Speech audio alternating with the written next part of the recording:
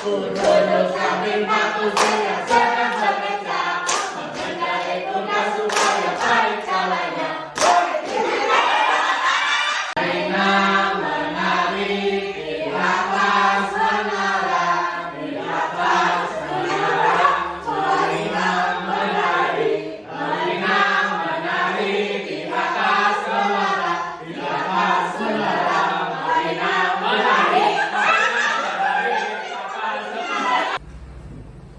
Assalamualaikum warahmatullahi wabarakatuh. Selamat siang Bapak Ibu semuanya.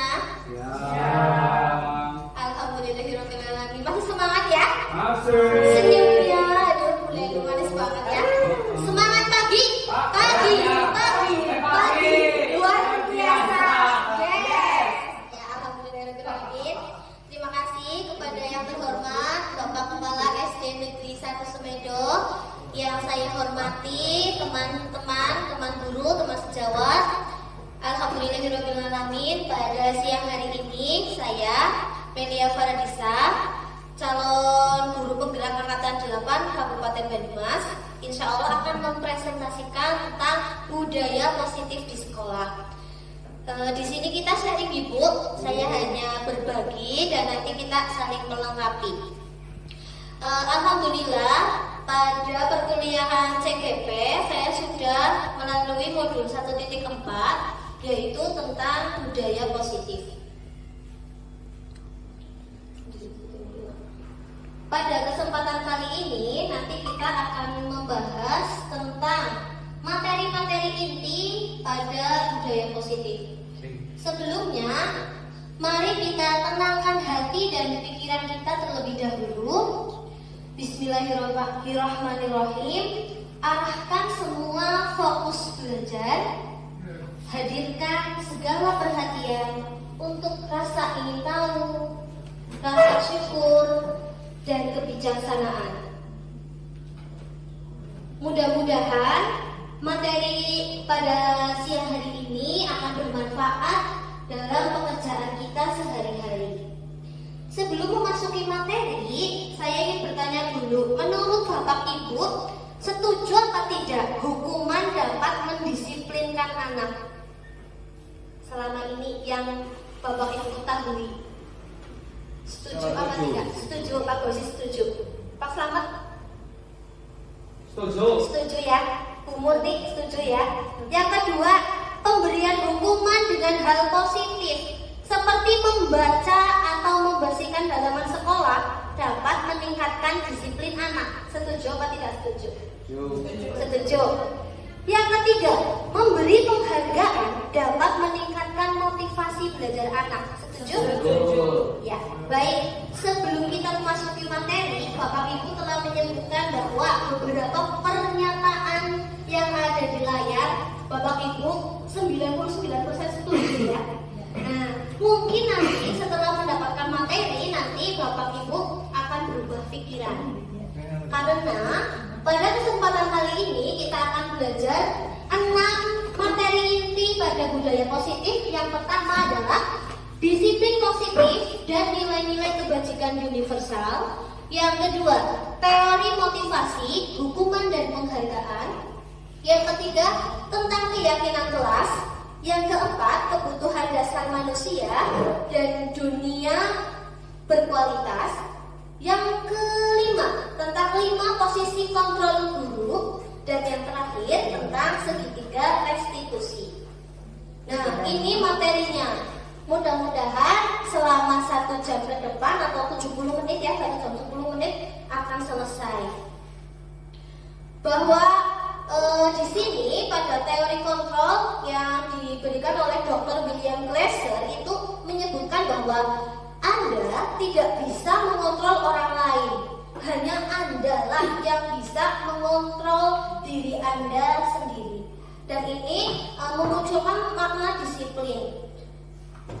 Nah, di sini ternyata pembelajaran itu sudah berubah paradigmanya ya, menjadi pembelajaran paradigma baru yang dirancang dengan pembelajaran prinsip pembelajaran yang terdiferensiasi sehingga setiap siswa itu diharapkan bisa merdeka belajar dan mereka belajar sesuai dengan kebutuhan mereka dari tahap perkembangan masing-masing untuk mencapai atau mewujudkan profil pelajar Pancasila. Nah, kebetulan sekolah kita ya, alhamdulillah kelas 1, 2, 4, 5 tahun ini akan melaksanakan kurikulum merdeka. Kemarin juga Bapak Ibu sudah belajar ya.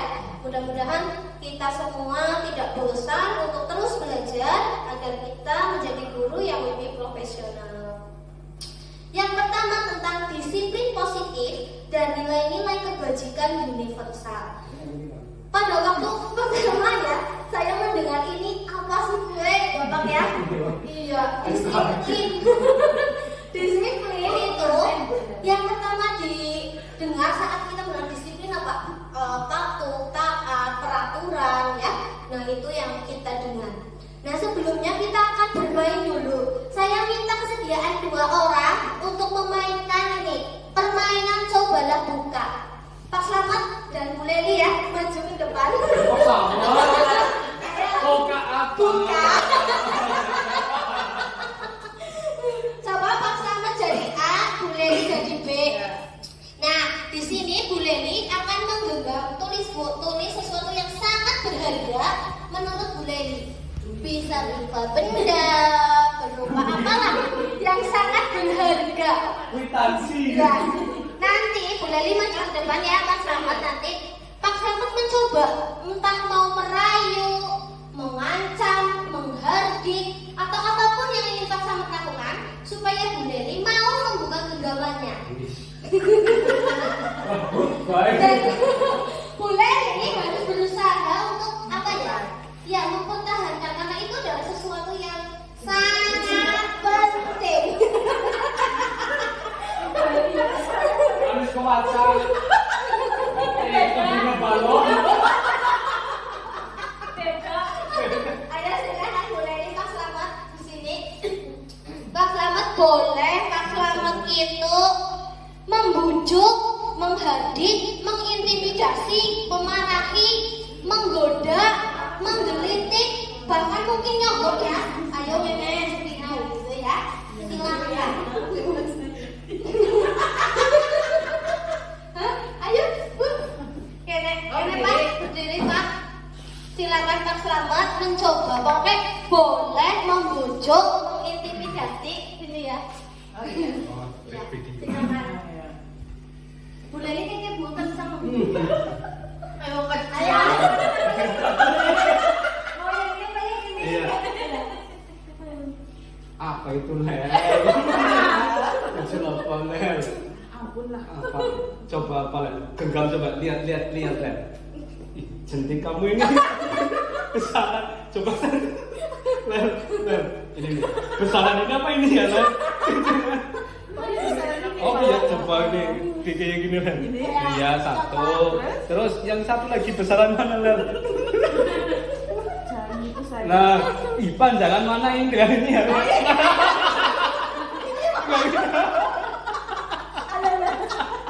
Masalahnya gitu. Panjangan ini Pak. Hah? Panjangan ini. Tapi manisan manis ya Lel. Oh manisan. Yang kamu pegang apa Lel? Ini apa coba tebak? Apa sih ya? Lanjut lah. Di toko ya kenal lah. Di toko ya kenal Lel. Sepiran. Pegangnya sepiran. Wah ini mirah. Kita masih kudu buka. Ya orang deh, orang di bayar. Coba Lel. Ya Lel. pokoknya mesti kita buka baik. Mau udah buka buat apa enggak? Jadi duit ya udah buka pasti. Nah kayak dia terbuka jaminannya apa ya Pak? Nah. Ayo. Tapi anu apa ya Lel kira-kira apa? Aku mah apa jaminan sing gede tapi nggak kira-kiranya ke setara.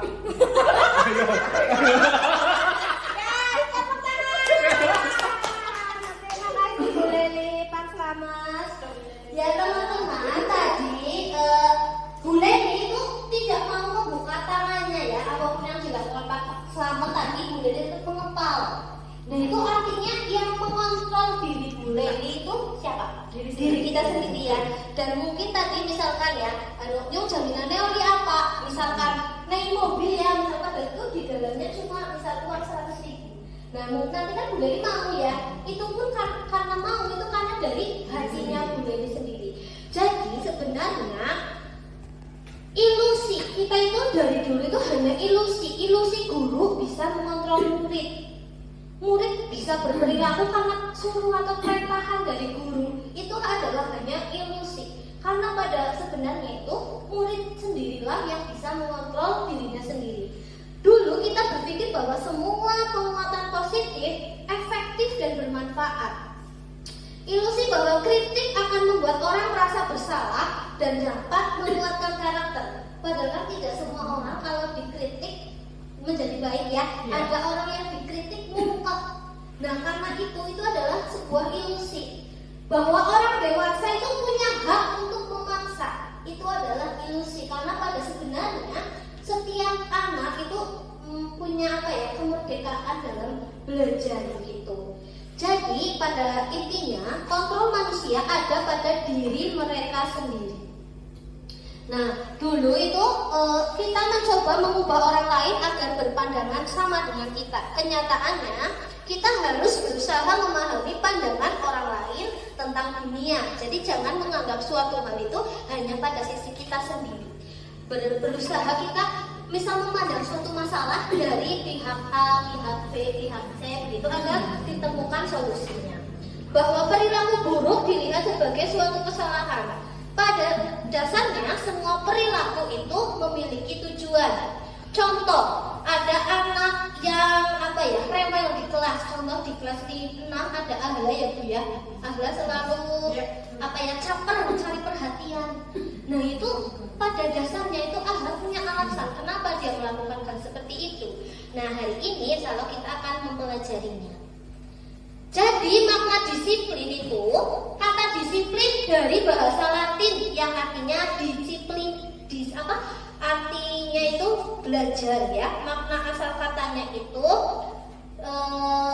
berkonotasi dengan prinsip diri dari murid-murid Sokrates dan Plato.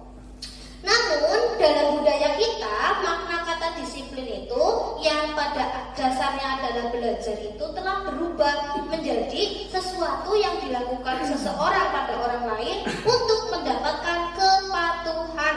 Maka dari itu selama ini kita selalu mengidentikan disiplin itu dengan hukuman, taat ya, dan patuh. Anak-anak yang diam, patuh, tidak melawan itu adalah karena hukuman atau peraturan yang ada di kelas kita. Nah, disiplin sebagai bentuk kontrol diri yaitu agar mencapai suatu tujuan mulia. Tujuan mulia di sini mengacu pada nilai-nilai atau prinsip-prinsip mulia yang kita namakan sebagai nilai-nilai kebajikan universal. Nah, ini kebajikan universal itu apa? Yaitu profil pelajar Pancasila. Supaya semangat nyanyi dulu ya Bapak Ibu ya. 1, 2, 3. Pelajar Pancasila beriman dan bertakwa pada Tuhan Yang Esa dan berakhlak mulia, berkebinekaan global, gotong royong mandiri, kreatif dan bernalar kritis. Ya, terima kasih. Itulah nilai-nilai kebajikan universal. Salah satunya terdapat pada profil pelajar Pancasila. Juga pada organisasi ya, yaitu IBO Primary Years Program itu ada nilai toleransi. Terus ada rasa hormat, ada integritas. Integritas itu kejujuran, mandiri, menghargai, antusias, empati, rasa ingin tahu, nah ini dan lain-lain. Ini adalah contoh nilai-nilai kebajikan universal yang akan kita tanamkan melalui pembuatan keyakinan kelas nantinya. Jadi ini menjadi anak yang baik hati, percaya diri, menghargai, tenggang rasa. Nah ini karena menurut standar Standar Pendidikan Nasional itu dalam rangka menciptakan lingkungan yang positif, warga sekolah dan pemangku kepentingan perlu saling mendukung, menghayati, menerapkan nilai-nilai kebajikan yang telah disepakati bersama. Hal ini adalah agar terbentuk murid-murid yang berkarakter, berdisiplin, santun, jujur, peduli, bertanggung jawab, dan merupakan pengajar sepanjang hayat sesuai dengan standar kompetensi lulusan yang diharapkan. Selanjutnya materi yang ketiga yaitu tentang teori motivasi, hukuman, dan penghargaan. Nah ini teman-teman, Bapak Ibu semua, motivasi perilaku manusia itu ada 3. Yang pertama itu untuk menghindari ketidaknyamanan dan hukuman. Contoh misalnya Pak Slamet datang ke sekolah itu sebelum jam 7 itu motivasinya apa biasanya? Dia mau domai kepala. Iya, biasa sama ya Pak, sama juga saya. Mau domai kepalanya ya. Itu artinya menghindari ketidaknyamanan dan hukuman. Yang kedua, mendapatkan imbalan atau penghargaan dari orang lain. Misalnya, ketika contoh saya mendesain banner MPLS. Itu jujur saja itu masih ini motivasi yang kedua. Supaya teman-teman, oh ya wis Bu Mei yang buat lah, terima kasih Bu Mei. Nah ini mungkin contohnya mendapatkan imbalan atau penghargaan dari orang lain. Nah itu adalah motivasi eksternal atau dari luar yang bisa hilang ketika kita sudah tidak dihargai lagi. Contoh misalnya saya udah capek-capek bisa membuat ini itu dan sebagainya, udah masih ngomong sunah kan, ya ada kayak gitu jadi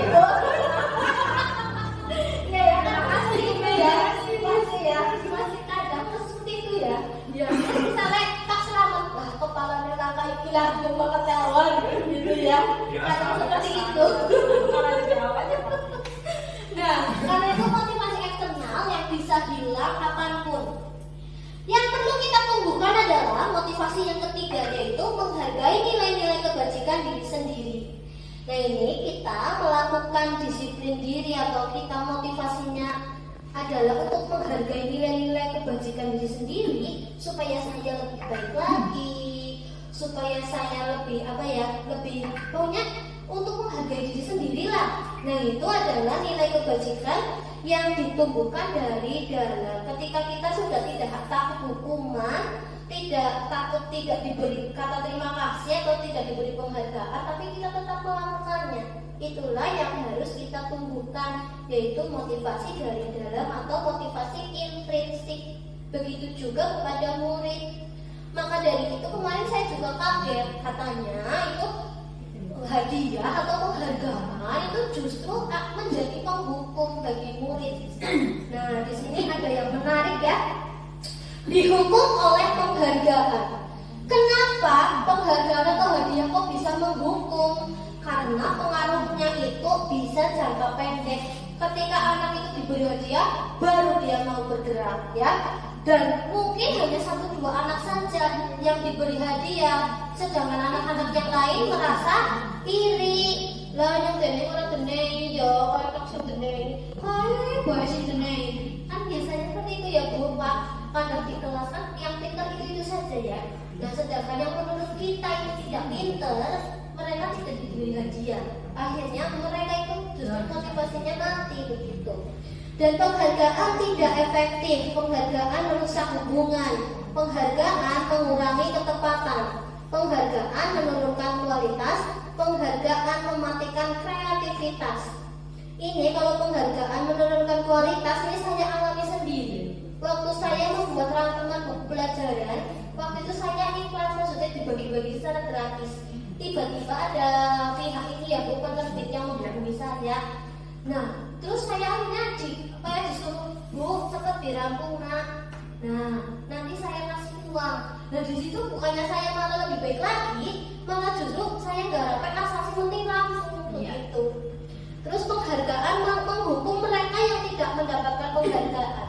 Maka dari itu sejak kurikulum 2013 sudah tidak ada ranking lagi gitu. Nah itu karena memang rankingnya Nusewu di bawah 10 besar sini itu merasa sedih karena tidak mendapatkan peringkat. Nah, jika kita memberikan penghargaan kepada seorang anak pada saat dia sedang merasa bangga dengan pencapaiannya sendiri, maka kita akan mengambil kegembiraan yang saat itu sedang dirasakan secara alamiah.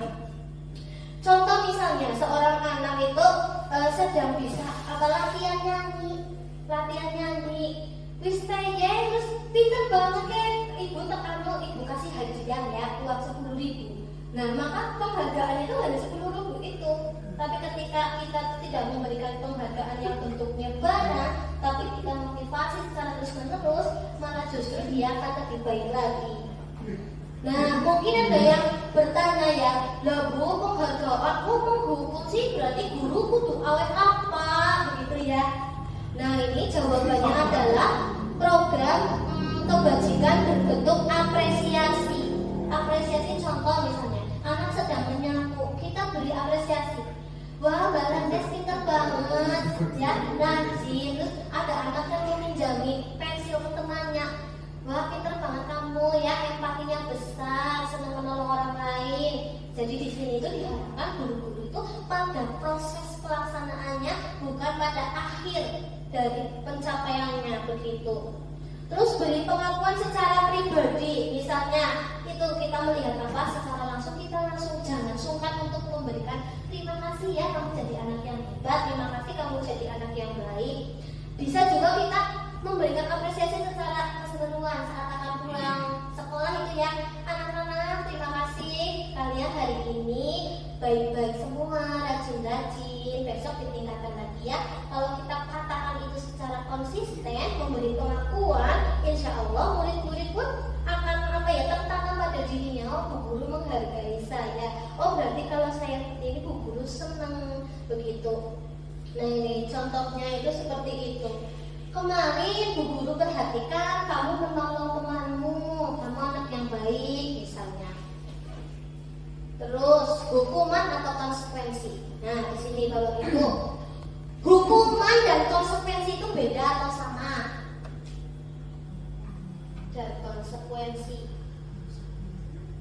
Hukum ya, guru kamu guru hukum misalnya. Pas pertama saya itu, kok sama ya gitu ya pas belum saya belajar. Ternyata hukuman dan konsekuensi itu berbeda.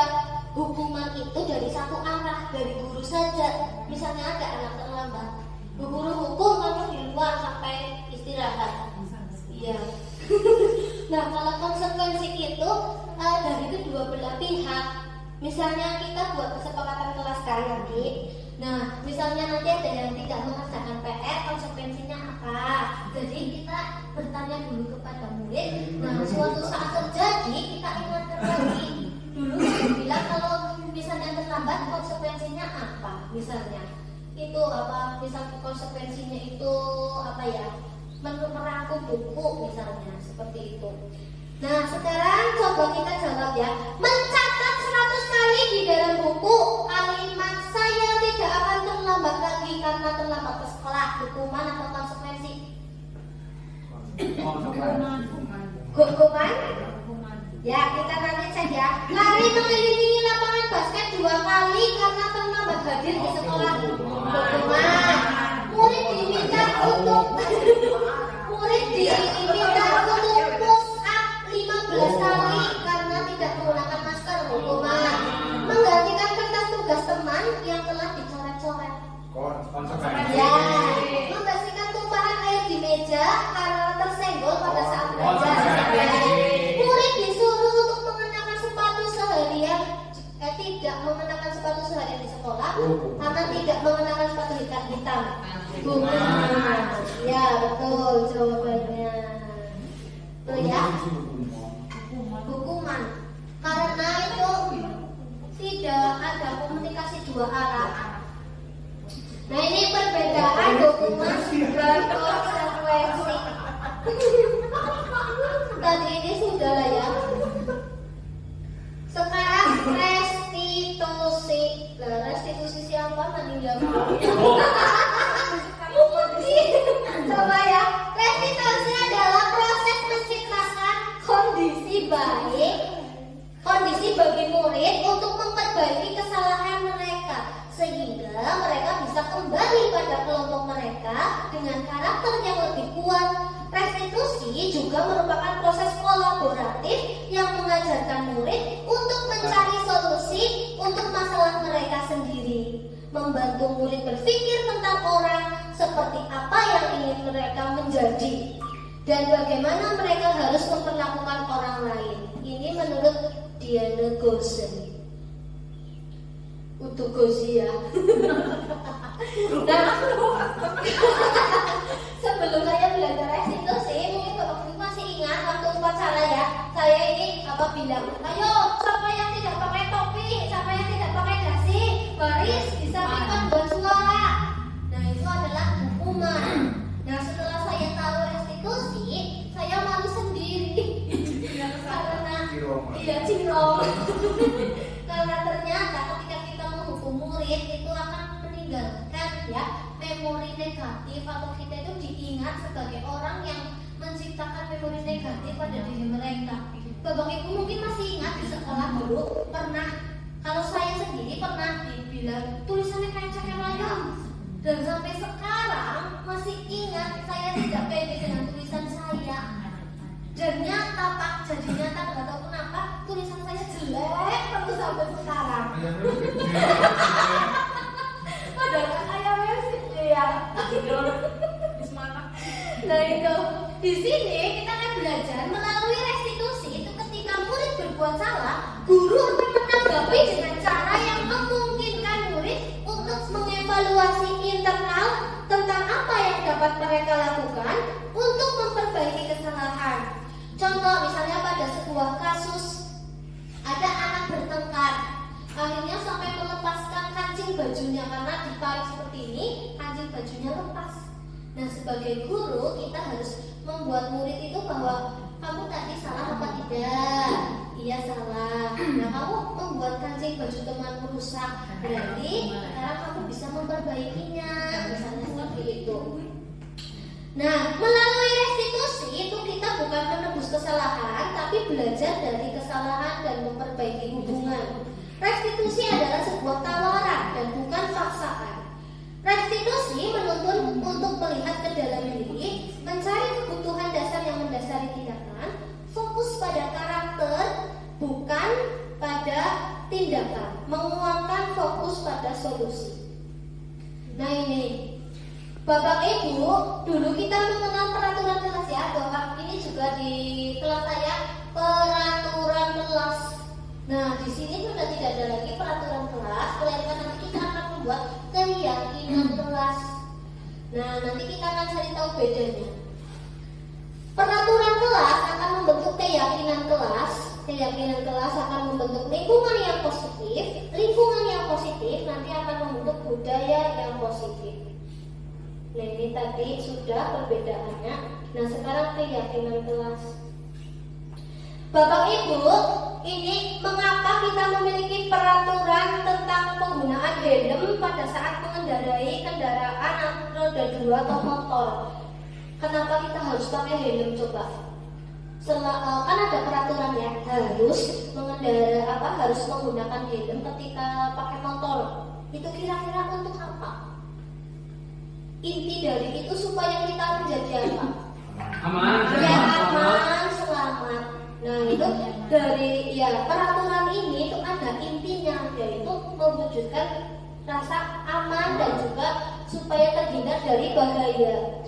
Terus dulu waktu pandemi kita harus memakai masker setiap saat. Intinya supaya kita sehat. Nah di sini kita sebagai guru itu harus menjabarkan kepada anak. Kenapa sih kamu harus seperti ini? Itu agar kamu selamat, agar kamu sehat. Nah itulah di sini keyakinan kelas itu seperti itu ya. Nilai-nilai keselamatan atau kesehatan inilah yang disebut suatu keyakinan, yaitu nilai-nilai kebajikan universal yang disepakati secara tersirat dan tersurat, lepas dari latar belakang suku, negara, bahasa maupun agama. Coba Bapak Ibu di depan ada TK Dharma Wanita Persatuan 1 yang warna hijau itu judulnya pada sama, kesepakatan kelas, tapi isinya berbeda. Kira-kira mana yang keyakinan kelas? Yang background hijau atau background putih? Oh, tidak terbaca ya tulisannya. Ini datang tepat waktu, mengucapkan salam, menjaga kebersihan sekolah, berdoa sebelum dan sesudah kegiatan, aktif dalam pembelajaran, tertib. Terus yang sebelah sana, kami guru dan murid yang saling menyayangi, kami murid yang semangat belajar, kami murid yang peduli dengan teman-teman. Mana yang keyakinan? Yang keyakinan. Ya, yang keyakinan.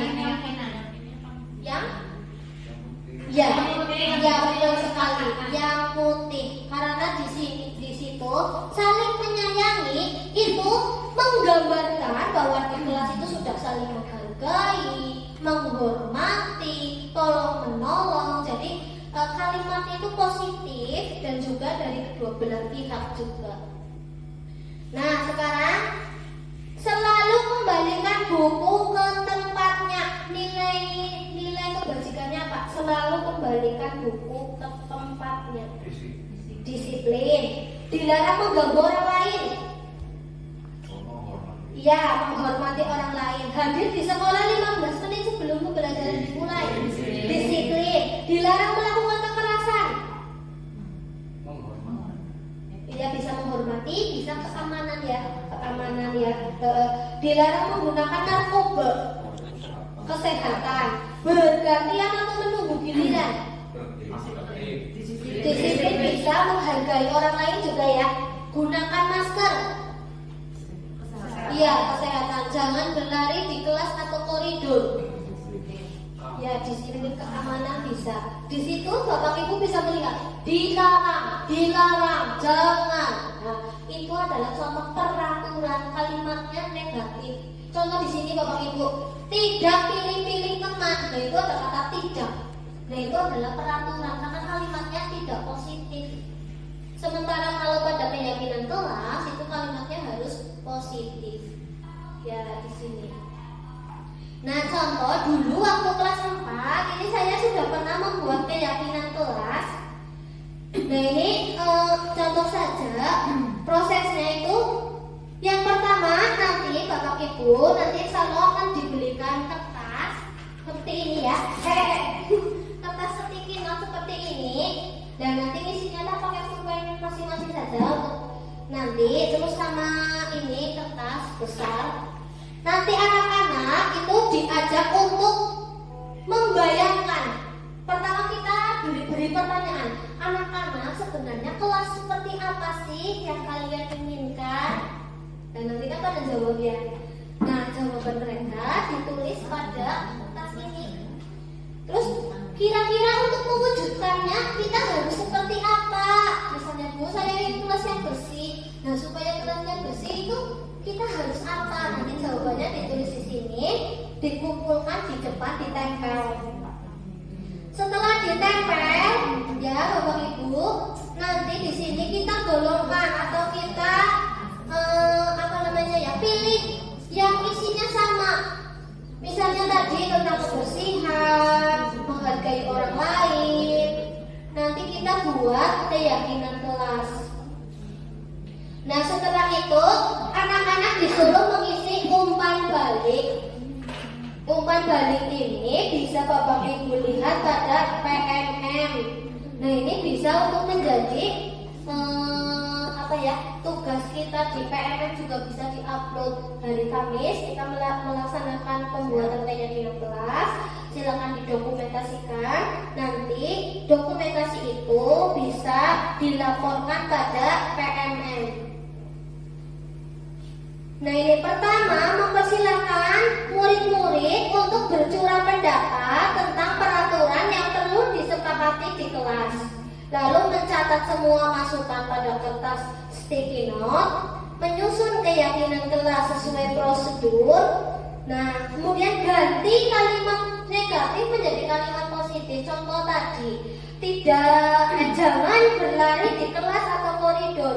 diganti berjalanlah di kelas atau koridor. Ini misalnya kalau ada kalimat tidak, jangan, dilarang, kita ganti menjadi kalimat yang positif. Setelah itu kita tinjau kembali daftar surat pendapat yang sudah dicatat, tinjau ulang keyakinan kelas secara bersama-sama. Setelah kita tulis di papan tulis mungkin ya nanti kita tekankan lagi ini sudah sepakat anak-anak. Nah setelah sepakat itu nanti difoto, mungkin diketik di Canva atau nanti bisa dibawa ke percetakan, nanti dicetak terus ditempel di kelas masing-masing. Nah sekarang masuk ke materi kelima, kebutuhan dasar manusia dan dunia berkualitas. Iya, yang penting banget ini. Kebutuhan manusia itu ada 5, Bapak Ibu. Yang pertama, bertahan hidup atau survival. Nah, ini kalau pramuka ya, anak-anak pramuka ini bertahan hidupnya bagus. Ini kebutuhannya sudah tercukupi. Yang kedua itu tentang kasih sayang dan rasa diterima. Terus tentang penguasaan, kebebasan, kesenangan.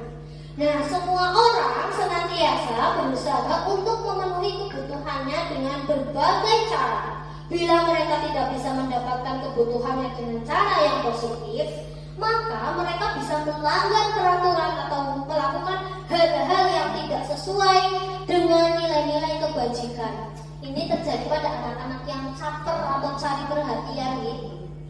Nih, contoh kebutuhan yang pertama, kesenangan. Itu kebutuhan untuk merasa senang. Maka dari itu dalam kurikulum merdeka kita dituntut untuk memberikan pembelajaran yang merdeka, yang berpihak pada murid. Cinta dan kasih sayang, kebutuhan untuk diterima, memberi dan menerima kasih sayang dan berkoneksi. Kebebasan, kebutuhan akan pilihan, kemandirian dan otonomi. Penguasaan, kebutuhan pengakuan atas kemampuan prestasi yang diakui. Dan bertahan hidup yaitu kebutuhan fisiologis, yaitu rasa lapar, ya, haus dan lain-lain, serta psikologis yaitu rasa aman. Nah ini contohnya pada murid yang secara akademik itu tidak berhasil, itu adalah contoh kebutuhan akan penguasaan tidak terpenuhi. Oleh karena itu mereka akan mencoba untuk memenuhi kebutuhannya dengan cara mengatur orang lain atau bahkan menyakiti mereka secara fisik. Sering ya kita menghadapi murid yang wis ora pinter, nakal.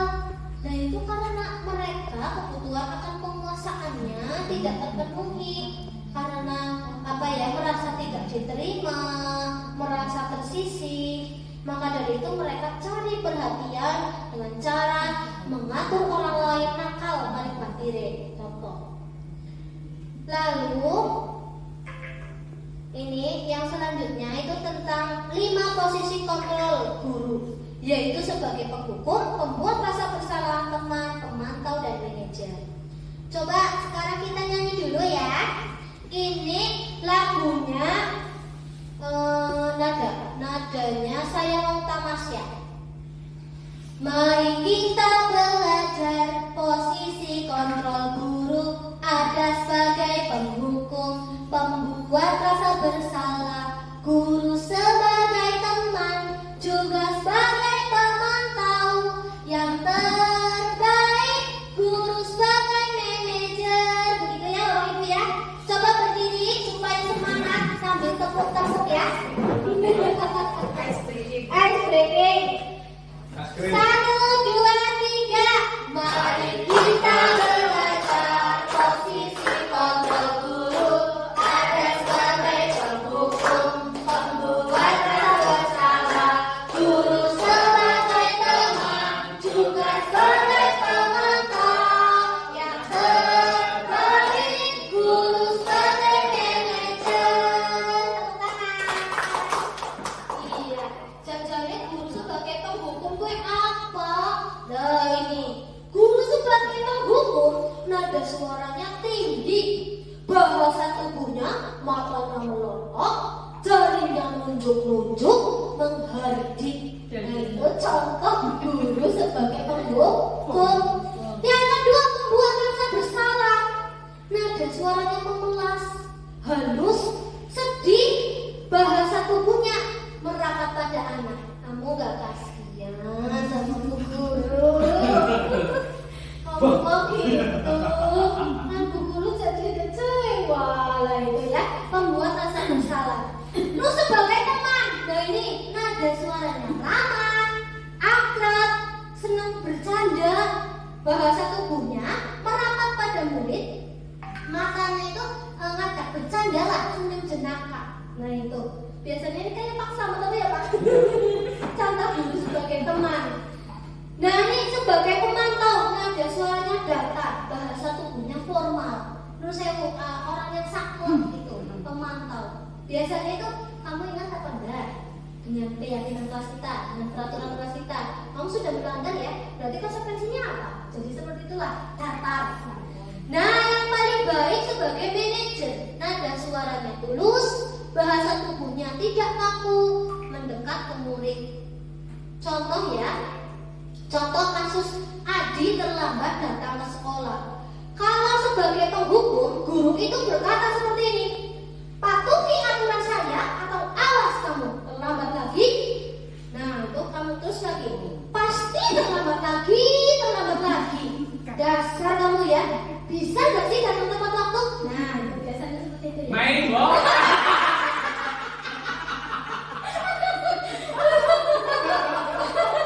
Ada yang di sini ya. Membuat rasa bersalah nih. Iya, pas banget nih. Ya biasanya Bu Siswi.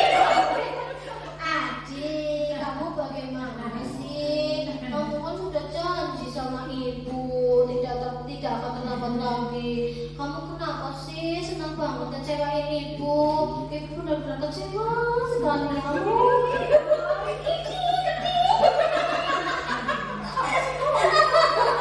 Terus yang ketiga sebagai teman. Adik, ayolah, gimana sih kamu? Kemarin dijanjikan sama bapak, kenapa terlambat lagi? Ya udah, nggak apa-apa. Duduk di sana, nanti tak bantu ya.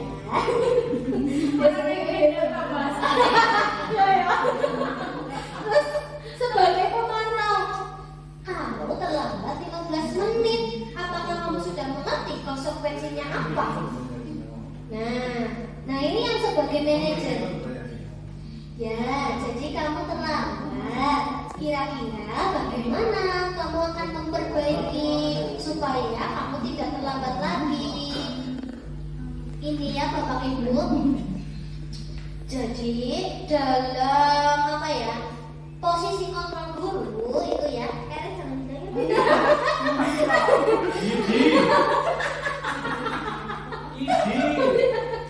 Motivasi eksternal itu terdapat pada ini penghukum, membuat orang merasa bersalah. Nah, sedangkan motivasi internal itu atau intrinsik itu terdapat pada guru sebagai teman, pemantau dan manajer. Ini tadi sudah dijelaskan tentang contoh-contohnya. Selanjutnya restitusi. Segitiga restitusi ini yang saya praktik kemarin waktu hari seminar ya Bu ya. Pas perayaan itu saya praktik membuat video ini. Segitiga restitusi itu ada 3 tahapannya. Yang pertama adalah menstabilkan identitas. Yang kedua, validasi tindakan yang salah. Yang ketiga, menanyakan keyakinan. Nah, sekarang nyanyi lagi ya Bapak Ibu. Ada 3 tahapan segitiga restitusi. Tahapan yang pertama menstabilkan identitas. Yang kedua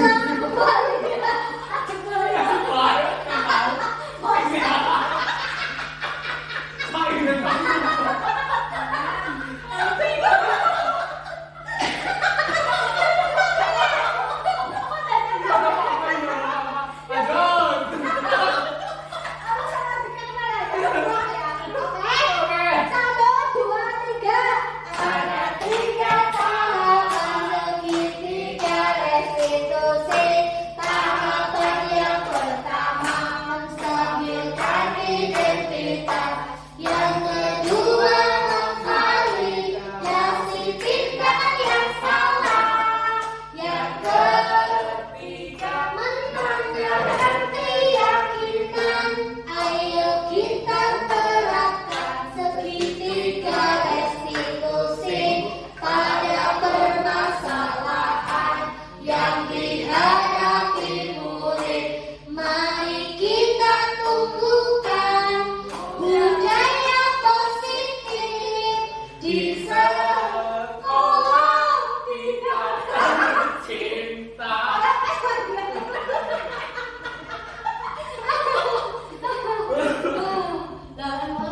lah menstabilkan identitas gue gitu ya. Nah ini ya, menstabilkan identitas itu kita mencoba membuat anak yang tadinya takut itu merasa apa ya, stabil perasaannya. Misalnya ada anak datang, orang gak bertopi, orang gak berdasi, ajakan tuh, ayo orang gak bertopi, orang gak berdasi.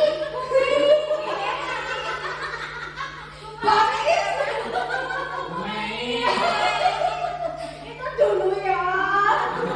Orang sih kita orang.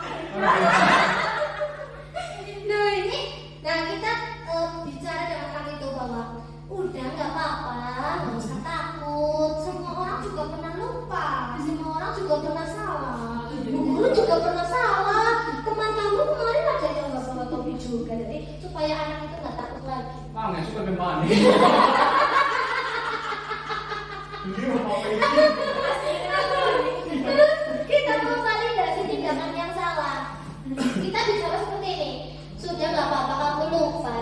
Bu guru tidak sedang menyalahkan kamu, tapi bu guru penasaran loh, kamu sih kenapa? Oh bisa nggak bawa topi sama dasi? Karena kan bicara ya bisa.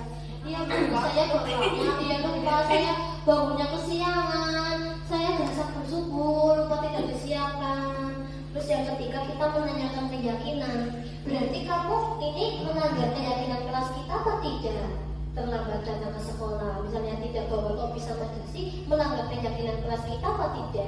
Misalnya anak itu kan, iya bu, gitu kan. Terus, nah jadi solusinya bagaimana supaya nanti Senin depan kamu tidak lupa lagi? Kan anak itu mikir ya, oh ya bu, saya kan tadi bangunnya siang, berarti saya harus bangun lebih pagi ya bu ya. Iya, terus apa lagi? Harus disiapkan ya bu ini atributnya. Jadi kita memancing anak untuk berpikir, untuk memecahkan masalahnya sendiri. Itu orang. Itulah contoh segitiga restitusi. Alhamdulillah sudah selesai. Jadi dalam penerapan program disiplin positif ini hendaknya guru memiliki standar kepribadian, profesional dan sosial yang baik, di mana guru mampu merefleksi diri pada posisi kontrolnya saat ini. Bagaimana perjalanan dirinya sebagai seorang among atau sebagai posisi seorang manajer yang menuntun murid, tidak hanya menuntut, tapi kita menuntun murid menjadi insan yang bertanggung jawab, yang mandiri, yang merdeka, begitu teman-teman. Dan demikian, apabila ada pertanyaan kita bisa sharing bersama-sama seperti itu, oke? Terima kasih atas segala perhatiannya. Mohon maaf apabila banyak kesalahan.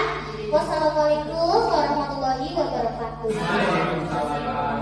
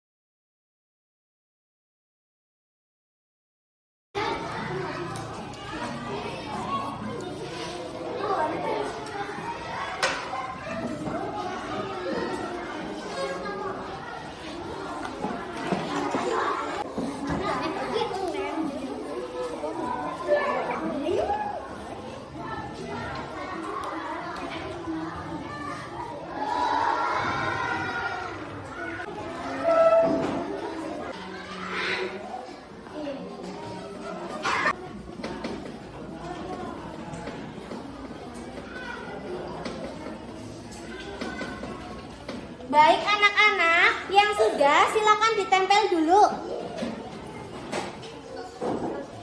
Ya.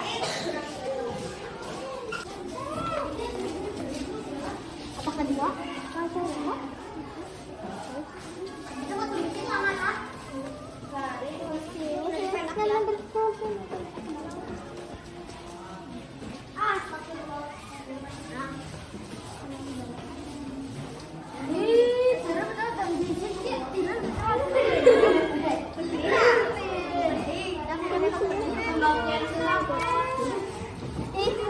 Apa yang sudah mengumpulkan ya? Yuk Mbak, kalau sudah ditempel. Bu Guru bacakan ya. Aku ingin kelasku bersih dan rapi. Sepakat apa tidak? Sepakat. Nanti ya. Kami, oh iya pinter. Kami, guru dan murid saling menghargai. Sepakat apa tidak? Sepakat. Ya baik, nanti Bu Guru tulis di sini ya.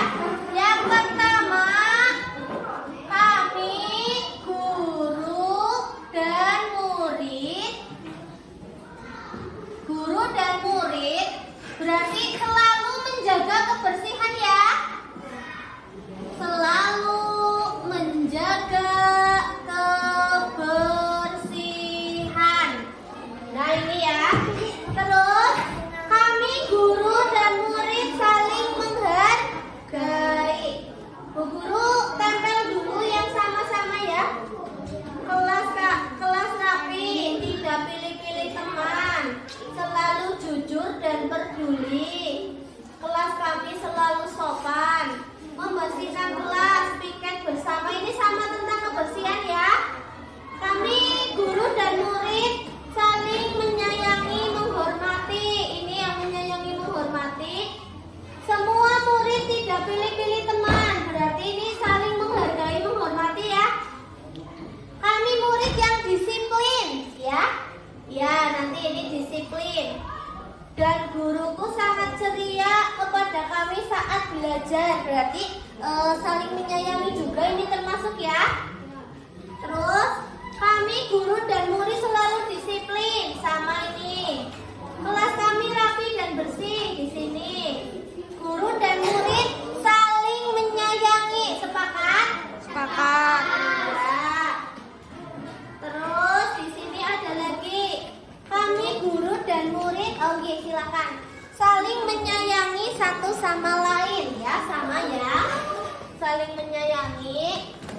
Terus indah, ada kolam renang sama bersih dan indah. Oh ini tentang kebersihan dan keindahan ya.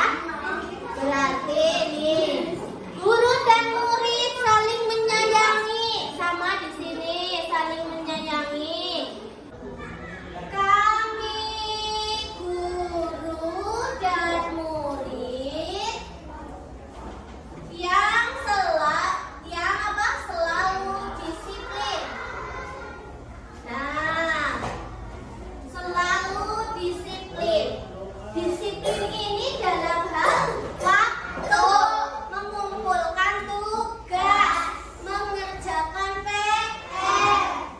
Datangnya itu tepat waktu, tidak terlambat.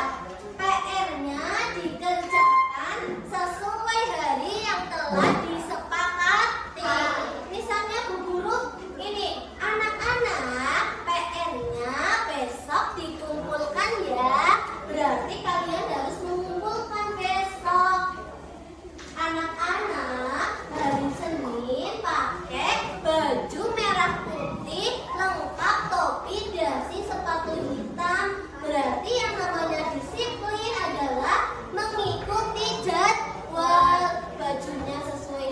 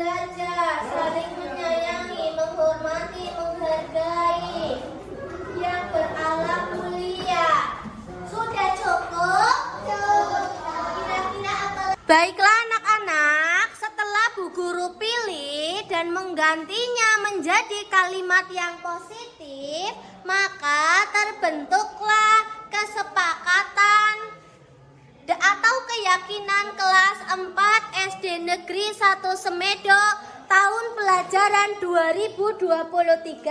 2023-2024. Ya, Bu Guru kita baca bersama-sama ya. Yang pertama ya, 1, 2, 3. Kami guru dan murid selalu menjaga kebersihan, keindahan, dan kerapian kelas. 2.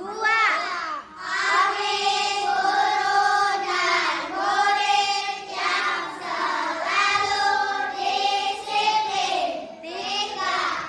Kami guru dan murid yang senang belajar. 4.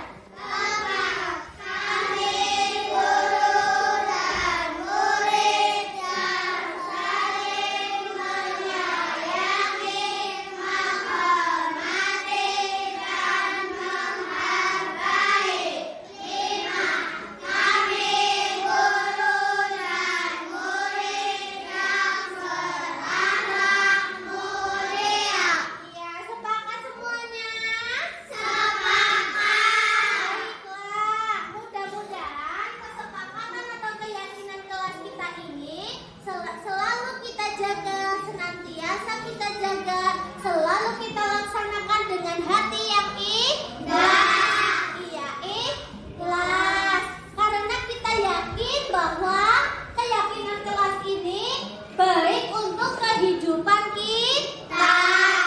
Sekarang Bu Guru tanya, misalnya di sini kan ada keyakinan kelas kita.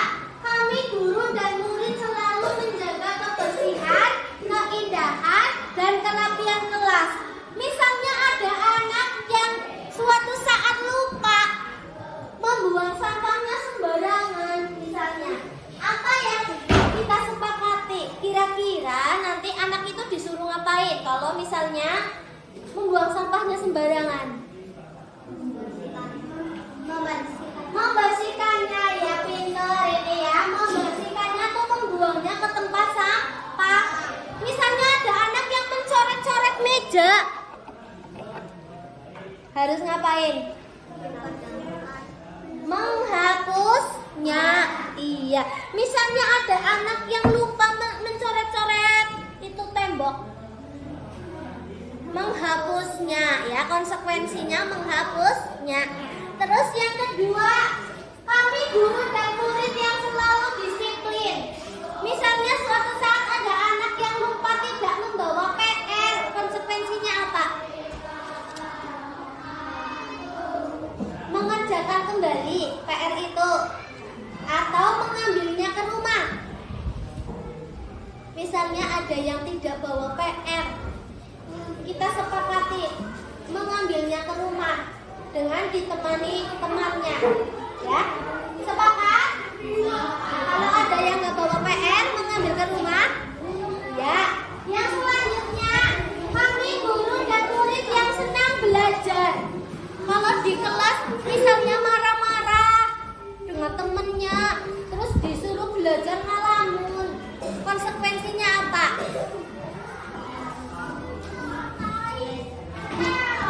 Diingatkan kembali oleh temannya ya, jangan sedih, jangan ngalamun, ayo semangat belajar yuk. Terus misalnya sudah mulai lelah, konsekuensinya itu apa?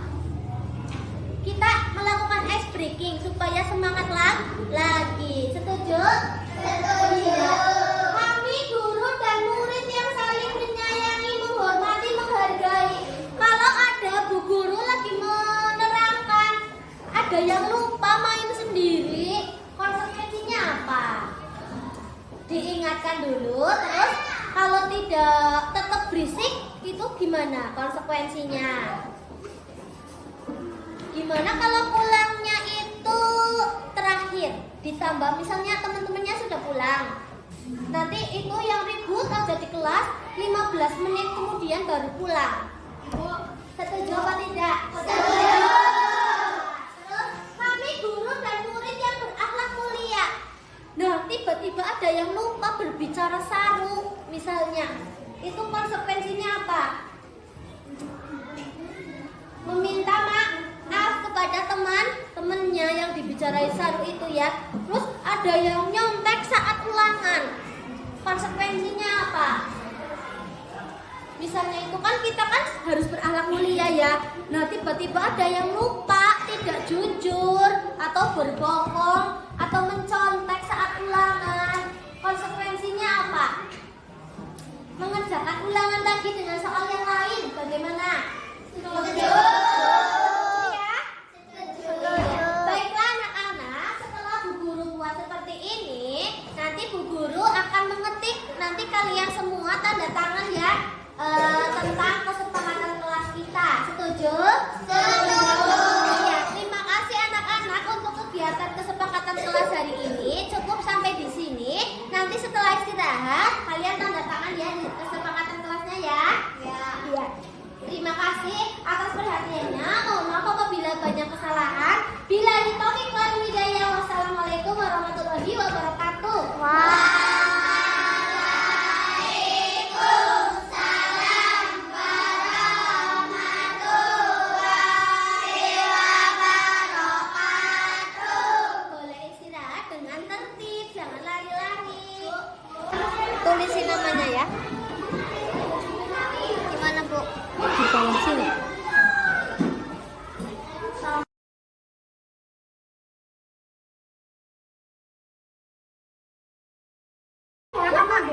Namanya sampingnya Kak.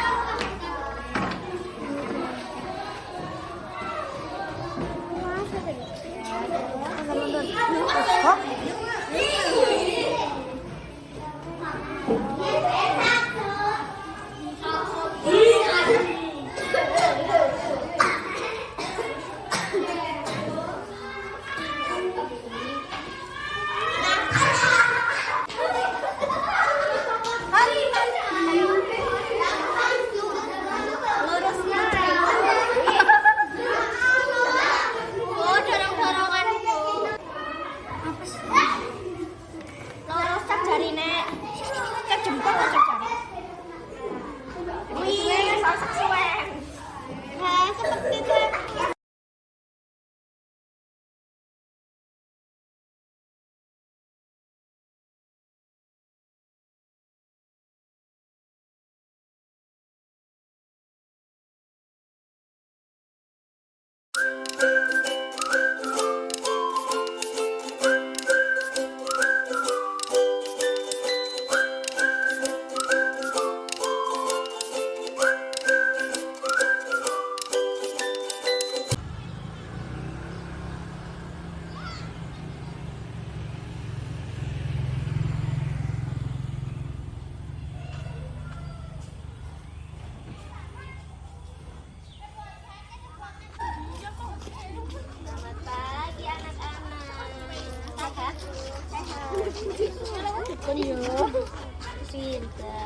ya.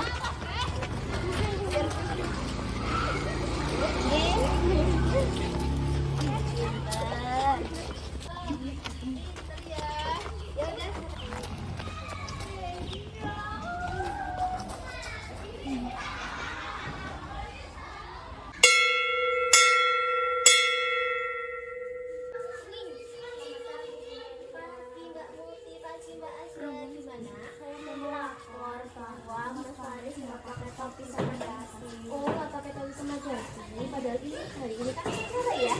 Terus Mas Farisnya gimana sekarang? Oh, terima kasih informasinya ya. Nanti Bu Melia yang menemui Mas Faris. Terima kasih ya. Mbak Muti sama Mbak Azra bisa persiapan upacara dulu. Terima kasih. Selamat pagi Mas Faris. Tadi Mas Faris tidak salaman ya dengan Bu Guru di sana. Ya Bu. Kenapa Mas Faris buru-buru masuk ke kelas? Topi dan dasinya ketinggalan, Bu. Oh, topi dan dasinya ketinggalan. Baik, Mas Faris, tidak apa-apa. Semua orang itu pasti pernah berbuat kesalahan. Itu contohnya teman kamu kemarin. Ada juga yang tidak bawa topi dan dasi. Nah, tapi Bu Guru cuma pengen tahu ini, Mas Faris itu alasannya kenapa kok bisa tidak bawa topi dan dasi? Padahal Mas Faris tahu hari ini hari Senin, hari upacara. Kenapa Mas lupa? Saya mengantarkan gula Jawa ke toko Pak Kaji, Bu. Oh, jadi tadi pagi ibunya Mas Faris menyuruh Mas Faris untuk mengantarkan gula Jawa ke tokonya Pak Kaji. Iya, Bu. Terus Mas Faris jadi buru-buru, akhirnya lupa tidak membawa topi dan dasi ya? Iya, Bu. Oh begitu, itu Mas Faris sudah bagus ya. Pagi-pagi Mas Faris membantu ibunya mengantar gula Jawa ke warungnya Pak Kaji. Namun di sini Mas Faris lupa tidak membawa topi dan dasi. Artinya Mas Faris itu melanggar keyakinan kelas kita apa tidak? Saya melanggar, Bu. Oh iya, melanggar di bagian apa? Bagian Tidak di? disiplin. Oh iya, tidak disiplin. Padahal Mas Faris tahu apa tidak kalau sikap disiplin itu baik untuk kehidupan kita? Baik, Bu. Tahu ya? Tahu. Mas Faris yakin apa tidak kalau disiplin itu penting untuk hidup kita? Penting, Bu. Penting. Kalau penting, sekarang Bu Guru tanya, untuk memperbaiki kesalahan Mas Faris atau supaya Mas Faris minggu depan tidak lupa lagi membawa topi dan dasi, atau mungkin tidak lupa membawa PR, atau mungkin tidak lupa membawa buku pelajaran, itu Mas Faris harus apa? Saya akan memasang alarm dan akan bangun lebih pagi. Iya, memasang alarm, bangun lebih pagi, terus mempersiapkan apa? Atribut. Iya, mempersiapkan atribut sebelum tidur. Pinter itu Mas Faris sudah bagus, karena Mas Faris menyadari kesalahan Mas Faris. Karena Mas Faris tadi itu bangunnya kesiangan, terus disuruh ibu mengantar gula ke tokonya Pak Kaji. Akhirnya Mas Faris lupa tidak membawa topi dan dasi. Tadi Mas Faris mengatakan akan memperbaiki kesalahan Mas Faris dengan cara apa tadi ya? Bangun lebih pagi, memasang alarm, terus mempersiapkan apa tadi? Atribut sebelum tidur. Jadi kalau Mas Faris sudah memperbaiki kesalahan Mas Faris, nantinya Mas Faris akan menjadi orang yang seperti apa? Saya akan menjadi orang yang disiplin dan mandiri, Bu. Bagus, akan menjadi orang yang disiplin dan mandiri. Bu Mei yakin Mas Faris pasti bisa jadi anak yang disiplin, jadi anak yang mandiri. Nah, sekarang Mas Faris boleh ikut upacara, ikut ke barisan teman-temanmu ya. Baik, Bu, terima kasih. Iya, sama-sama Mas Faris.